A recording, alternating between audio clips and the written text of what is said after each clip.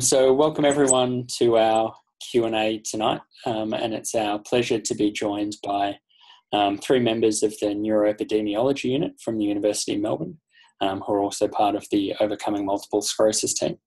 And you would have seen them all appear in a variety of videos on our Facebook page this week.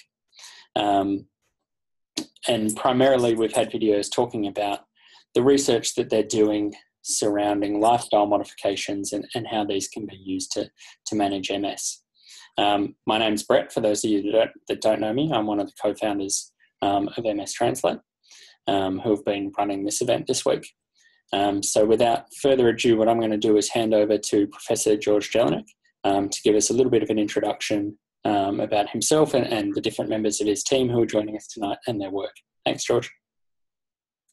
Thanks, Brett. Hi, everyone. I can see only a few faces, so I'm guessing there's not a big audience, but I can see, I think only one that I don't recognise. So hi, Wendy. Hello. How are you? Lovely to see you. Yeah. I can see Brad and Tony. I haven't seen you guys for a while. How are you guys? Great to see you. And I think the only one I haven't met is Justin. I can see you, Justin, but I'm not sure that we've met. Have I got that right? Or? Yes, no, we haven't met. Okay, all right. So I'm pretty much talking to people who know mostly all about the program already. I'm not sure what your knowledge of it is, Justin, but essentially it stems from a very simple hypothesis that MS is basically a typical Western disease, chronic disease, largely related to lifestyle.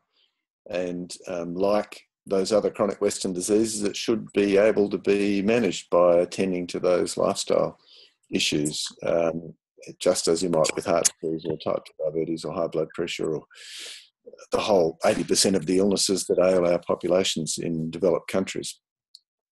So to that end, I and a few others established the Neuroepidemiology Unit at the University of Melbourne in the Melbourne School of Population and Global Health about a year ago to try and investigate that hypothesis a bit more, because it seemed to me that not a lot was being done in that space, and there was this perpetuation of the sense that MS was a mystery incurable disease that you could only really manage with very expensive medication. So that's kind of where we're coming from. And Keryn and Claudia are two of our research fellows. We've got a team of 7 at the Neuroepi Unit, 3 clinicians in former lives, some of them still practicing clinicians, including Keryn and Sandra Neat, and Claudia and a couple of others. So that's probably enough from me. You guys are probably keen to ask your questions, I imagine. Yeah, so we'll hand it over to the guys here. I don't know who wants to jump in first with their question. Well, I've actually been asked a few times by people about this gut biome, and I think it seems to be a sort of a trendy thing. But from what I've read on Forks and Knives, it seems that if you eat a plant-based spark diet, no animal products, then very quickly your bacteria in your gut get to be in a very healthy state. Is that your understanding, or is there anything in the new book about it? Because I haven't got it yet. Do you want me to answer that one, Keryn and Claudia? Yeah, sure. Yeah, go for it. Okay. So, yeah, there is quite a bit in the new book about it. And you're right, it is sort of somewhat flavour of the month among medical researchers, but the research is still not particularly strong around it. It's pretty preliminary. But you're absolutely right. If the gut microbiome is can be thought of almost as another organ of our body. There's 10 times as many bacteria in our gut as there are cells in our bodies. And we live in symbiosis with that essentially massive organism. And we actually have some control over what makes it up. And as you rightly say, Wendy, if you eat a typical Western diet full of saturated fat, salt, refined food, sugar, and so on, you'll have a very rapid movement of that biome to very different species of bacteria, so things like Firmicutes, some of the bacteria that disease-causing like Pseudomonas and E. coli and so on. If you eat a plant-based whole food diet with less refined food, not so much salt and sugar and so on, you'll have a movement towards much more rich, diverse populations with things like Bacteroidetes, a number of other bacteria that are helpful.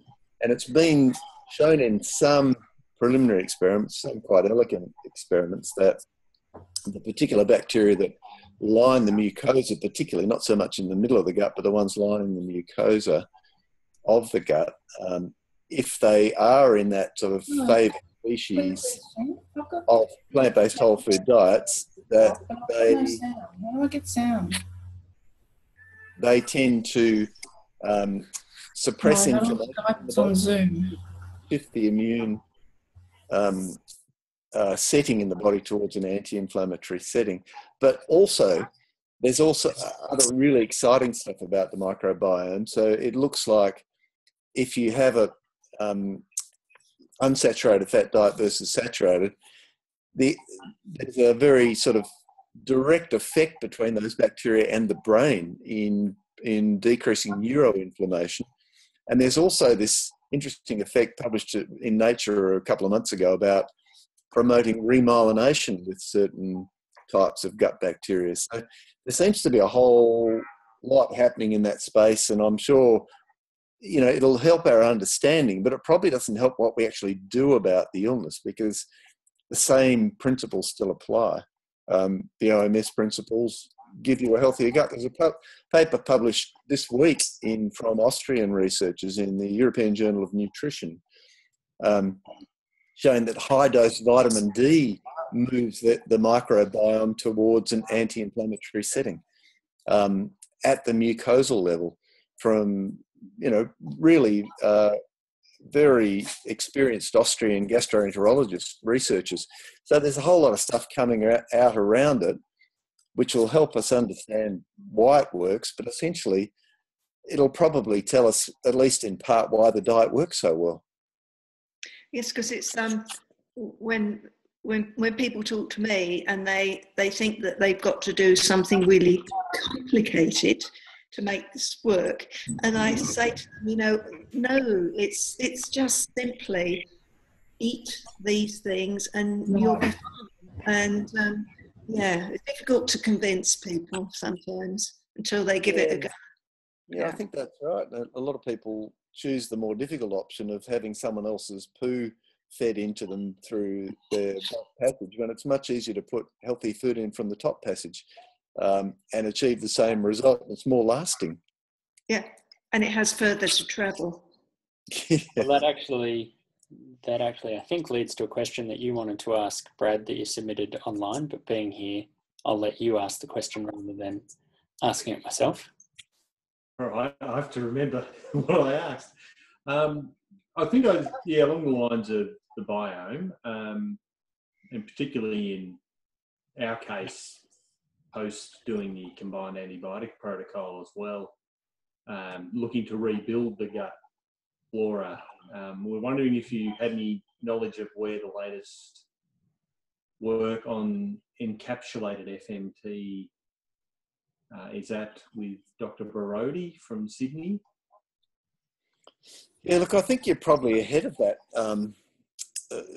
Certainly further ahead than I am in that sort of space, Brad, and because it's clearly something that you've looked into and researched. But it is a little bit of an issue with the antibiotic approach, because the antibiotics can have somewhat unpredictable effects on that biome, and actually they can deplete the gut biome of quite a lot of pretty key bacteria. And so rebuilding it while you're on the antibiotics is quite hard, because the antibiotics, of course, as soon as you put new stuff in, they tend to kill it. And they have their most profound effect in the gut, where their concentrations are highest if you take them by mouth. So even if bacteria is not particularly sensitive to an antibiotic, it can still be killed because it's in such high concentrations in the gut. So I have to say I haven't got a strong sense that the antibiotic approach adds anything, and in fact it puts you at some risk of the microbiome being moved towards a setting that is somewhat unpredictable. And I'd really like to see some more research on the antibiotic approach to get more of a sense of whether it's going to be beneficial or not. There seems to be a bit of a paucity of good clinical trials. I mean, it's something that would be very easy to test. Of course, drug trials are really easy to do in comparison to lifestyle trials, which are quite hard. Well, just an additional question.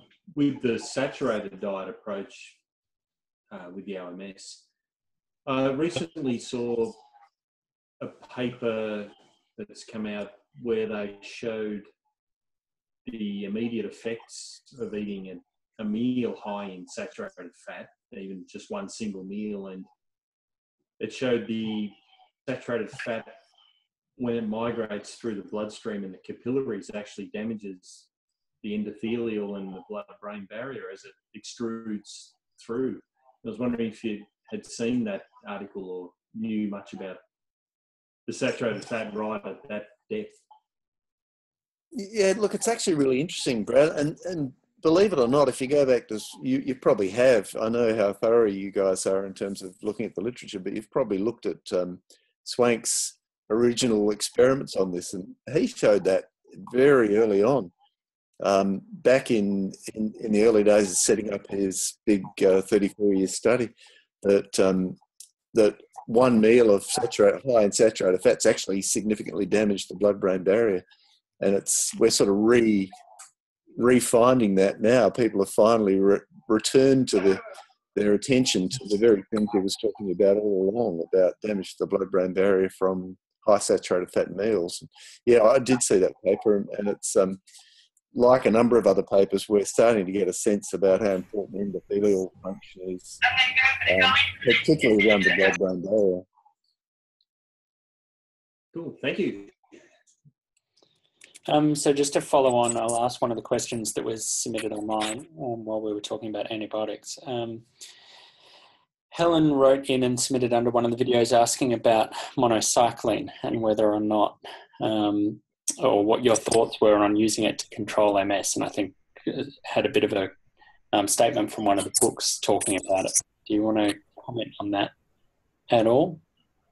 Yeah, monocycline, there's a big resurgence of interest, of course, because Louanne Metz has just published her study in the last couple of weeks from Canada in about 150 people with clinically isolated syndrome, finding that compared to placebo, monocycline dramatically reduced the conversion rate to MS over 6 months and 12 months. You didn't see a significant effect at 2 years because the study was underpowered to detect that. But she's done all the work on Louanne Metz, and I've been in correspondence with her over the years about it. She also did the big Capaxone plus minocycline study and all the uncontrolled studies on minocycline. But it would appear that minocycline doesn't work through its effect on gut microbiome. It seems to have a particular effect on matrix metalloproteinase 9, the enzyme that allows migration of inflammatory cells into the central nervous system.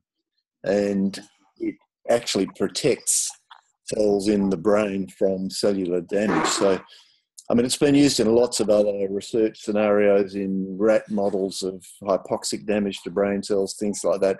It's just a highly neuroprotective substance. It actually has somewhat unwanted side effects of being an antibiotic because it does change the gut microbiome a bit.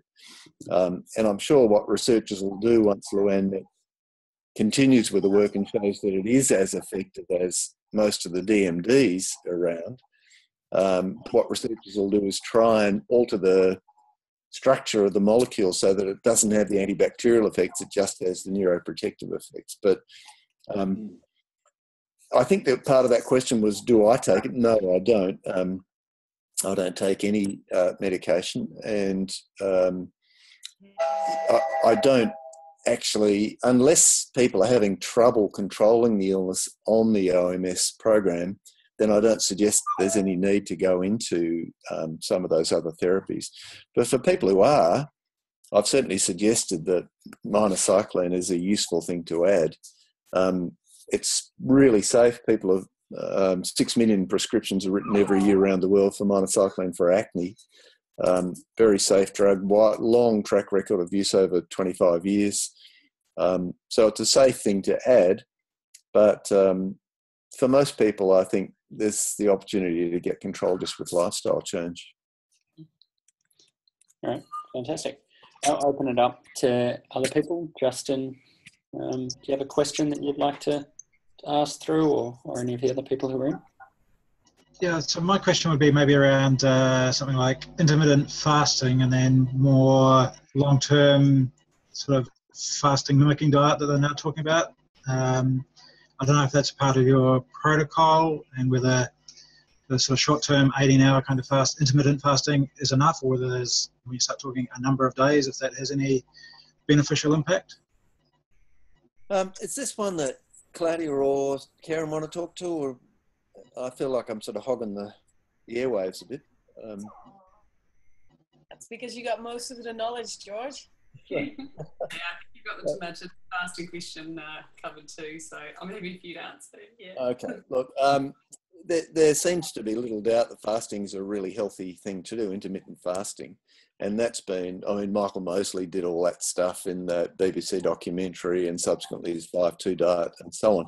But there's actually been some pretty elegant work done in the animal model of MS, in experimental autoimmune encephalomyelitis, to show that those animals that fast intermittently have much less central nervous system damage. And I actually have done this for years. I haven't put it into the OMS program deliberately, because a lot of people find it a really difficult thing to do, and I didn't want to make it a difficult program to follow. I actually think it's a pretty easy program to follow, even though many people find it somewhat demanding. But certainly once you're involved with it, it gets easier and easier and easier over time. Personally, I fast about a day or 2 days a week, and I generally fast from the evening meal until the next day's evening meal. So I go 24 hours, and I do that about twice a week. And I find that actually makes me feel really good, quite apart from any potential benefit it's got pathophysiologically. I just feel great on my fasting days. My swimming times are always better. My running times are better. I concentrate better. I'm better in meetings. I think better. I just think it's the literature on fasting is actually really supportive, and it strongly supports a beneficial effect on brain cells, but also on cognitive function. So seems a really easy thing to do, and with very little, if any, downside. It sort of helps with weight control for anyone who has trouble keeping their weight down. Not that many people on the OMS diet do. People tend to find it's easy to keep their weight off on this diet. And it's really healthy in a broad general sense for lots of other medical conditions. So I certainly support it, even though I haven't put it specifically in the program. All right, fantastic. Does that answer, Justin, the question you had? Or? Yeah, so it definitely answers it on the intermittent fasting side. I was reading some stuff the other day where they were talking about, in some mouse models, they've used like 3-day fasting, and that seemed to be even more effective. Now, 3 days is a long time to fast, so I don't know if you've got any thoughts on that or not. Well, I think Michael Mosley invented the sort of 5-2 thing because he recognised that even though the research showed that you got more benefit from more prolonged fasting, and particularly if you regularly eat 20% less calories than you previously did, you get quite a significant longevity benefit and clinical benefit. But most people find that almost impossible to do. So his idea really was that you fast 2 days out of 5, and then the other days you eat as much as you feel like. And you do get a very significant benefit from that, but not quite as much as you do if you have more prolonged fasting, or if you calorie restrict the whole time. So in terms of ease of being able to do it, I think 2.5 really works well, and I personally find it an easy thing to do. I'm sure I'd find it hard to permanently restrict my calories by 20% at every meal every day. All right. Hopefully that answers the question, Justin. I'm just going to throw it open and welcome Kay and Lynn, who have joined us since we did our initial discussion at the start. So welcome, and thanks for participating. Do you guys have any questions? Kay, do you have a question that you'd like to ask? Only because I came in late, I actually missed what the antibiotic, the beginning of whatever that was. What was the protocol of taking antibiotics or using antibiotics for what? I heard the reasoning behind it, but not. Was this about minocycline, Kay? Because I came in late, I actually what the discussion was on the use of antibiotics. I don't like them personally, but... Was that the one Brad and Tony asked, or was it about minocycline? No, the one before the monocycline. So okay. I don't know who asked it because I missed that part.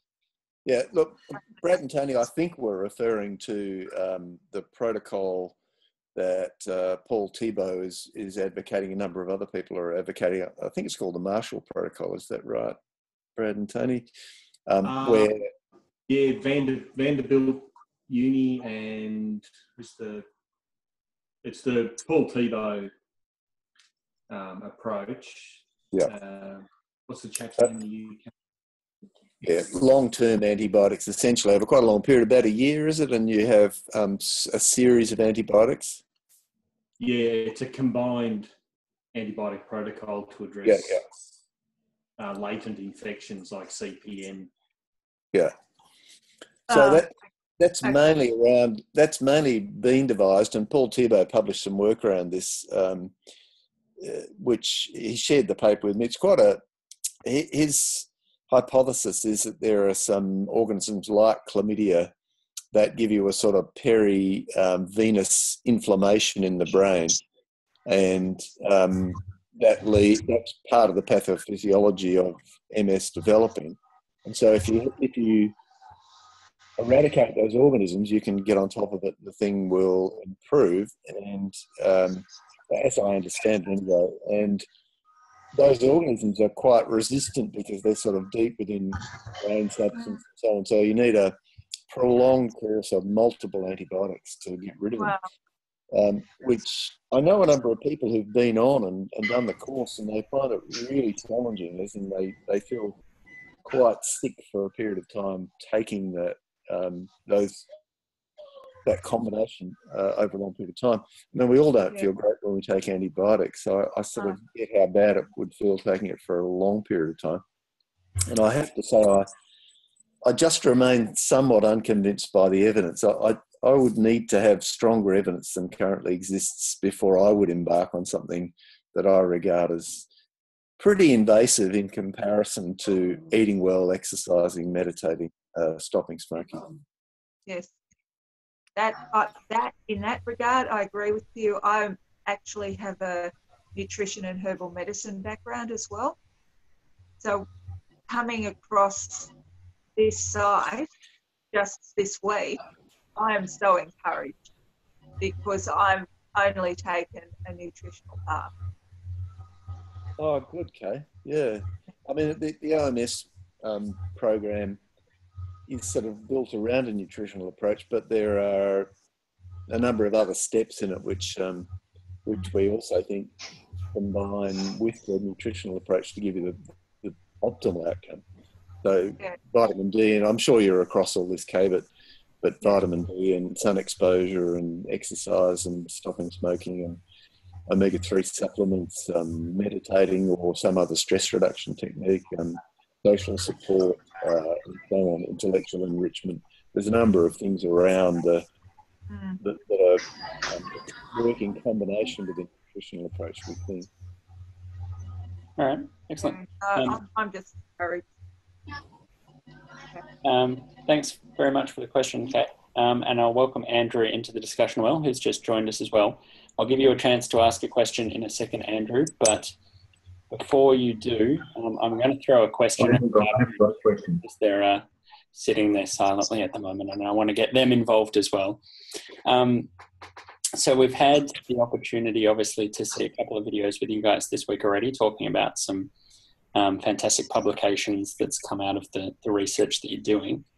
Can you just go into a bit more detail about how those studies are conducted? So say, Keryn, either for the depression study or Claudia for the comorbidity study, how do you go through the process of actually conducting these studies from getting people who are undertaking the protocol to, do they fill out surveys and the outcomes from that? Can you just tell us a little bit more about those?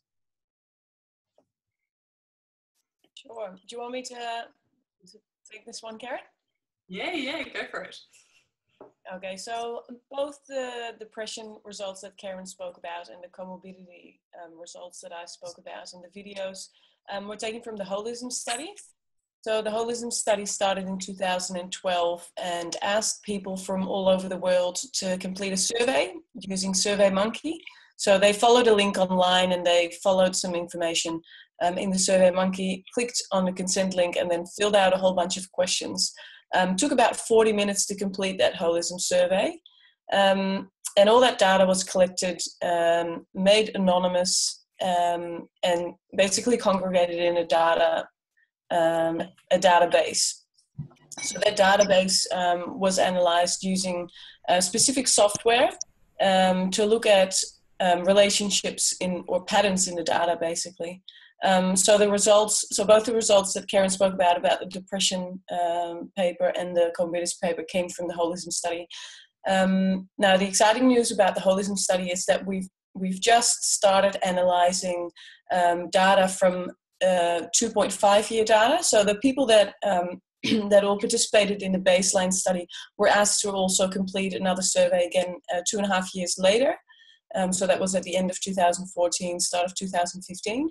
So we now have data at 2 different data points where people have let us know how they've gone about with their lifestyle behaviors, but also with their outcomes. So it's going to be quite exciting to see how things have changed in those 2.5 years. And for instance, if people have changed their health behaviors, if they've started smoking or if they've stopped smoking or if they have been eating quite healthy or not, how their health behaviors have changed over time as well. So we're trying to really see patterns in temporality and then therefore can hopefully make some conclusions about the causality of the relationships between these health behaviors and health outcomes.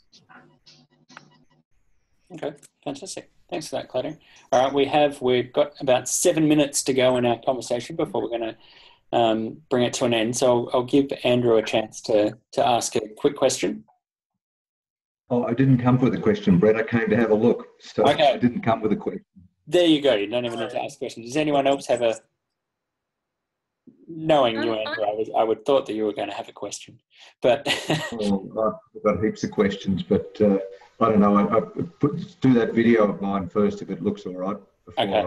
We'll get onto that and then we can talk after that. So does anyone else have any last quick questions that they'd like to ask? I do. I have one. It's actually quite a personal one. I mean, I've been following OMS for 6.5 years now, and I've had MS for 17 years.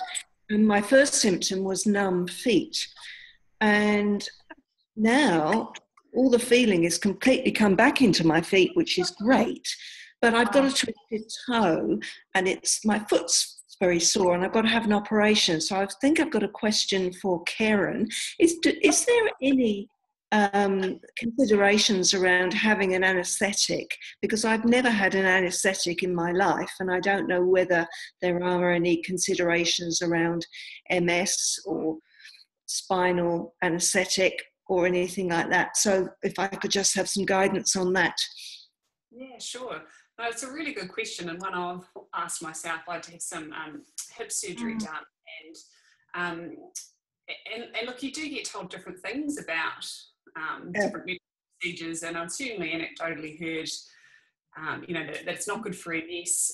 But when you look at the evidence, there's not actually strong evidence to support that there's a risk associated with an anaesthetic as such. I think if you're having an anaesthetic after, say, a major trauma from a car accident, or you're very unwell and septic from an infection or something different, then that would have a much larger physiological insult to your body that could potentially, be harmful for MS. But again, I always view these things when they talk about the risk for MS, that it's studied in the general population of people who have MS. And, when you're following the OMS program, as I know you are, Wendy, for so long, and stable and well, then, we're not as vulnerable to physiological insults because of the stability you get from the program. So I'd be very confident about having anaesthetic, and, I guess I always view times like that as just another good reminder of taking extra care of yourself, and, I guess looking after yourself in terms of the stress of surgery in general, but no, I'd be very confident about that. I don't think it's a risk to have to worry about. Yeah, Thank you. Yeah, great news to hear about your foot in general, though. That's right. The feelings completely come back. It's great. Yeah, no, it's wonderful to hear. Yeah. Wow. Wow. So just see if Lynn's here, and she was having some sound troubles at the start. Lynn, I don't know if you can hear us now. If you can, do you have any quick questions that you'd like to ask? No, possibly still having sound troubles. I'll ask one that was submitted online. Submitted by, let me check my notes. So this was submitted by Kay. I don't know if it's the same Kay. Was asking about how people can participate in any of your research that's going on at the moment, and whether there's going to be opportunities to be involved, because I know a lot of people, having watched the videos this week, are very keen to get involved in some of the research that you're doing. That's At the moment we don't have any opportunities for people who haven't yet participated in our research. For people that have contributed to Holism Study before, either in 2012 and or in 2014-15, we will be asking them again in May 2017 to complete another survey. But at the moment we don't have anything for new participants. Okay. But we will definitely keep you posted. We do have a Facebook page that Brett, I think, will or may have linked to earlier.